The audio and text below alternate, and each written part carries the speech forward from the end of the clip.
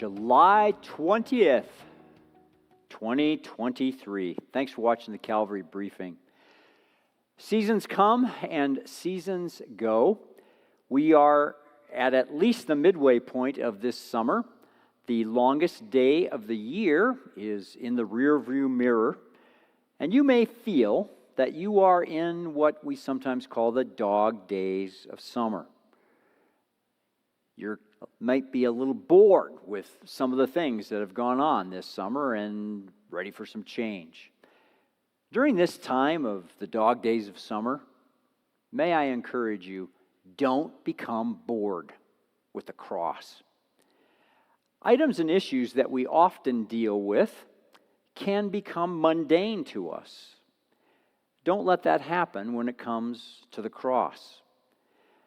I often remember the most amazing Christmas present I ever remember getting at an early age. It was a rifle with rubber darts and a fake fence with fake crows that I could shoot off of that fence.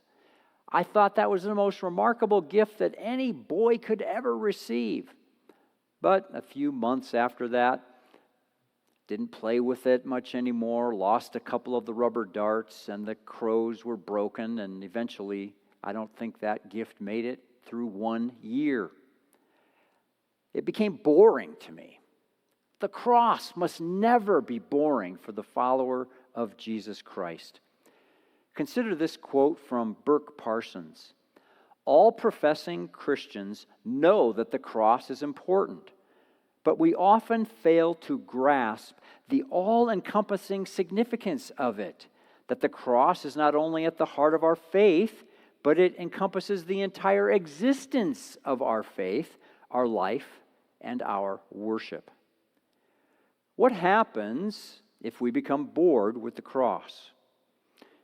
We lose our respect for the wrath of God and the reality of hell. The cross forces us to see that we must be protected from the wrath of God if we're going to live with Him forever. If we become bored with the cross, we lose that respect for heaven and hell. We jeopardize our understanding of the power and effect of sin. Sin is the reason Jesus went to the cross. Somebody had to pay the penalty for our sin. The only one worthy was the spotless Lamb of God. We trivialize the fact that God is holy, holy, holy. You may have an understanding of what the word holy means, but at its core, the word holy means totally set apart, totally pure, totally sinless. When we become bored with the cross, we trivialize the fact that God is holy and He calls us to be holy. We also lose a sense of awe about the mercy of God. The cross is about God's mercy, God's grace. We don't deserve it. It's all grace, it's all mercy. If we're not confronted with the wretchedness of our sin and the holiness of God, we will not be able to rest in His amazing grace. When Paul came to the Corinthians, he wrote this letter to them, or he wrote these words to them in his first letter to them. And he wrote this: "When I came to you, brothers, I did not come proclaiming to you the testimony of God with lofty speech or wisdom, for I decided to know nothing among you except Jesus Christ and Him crucified.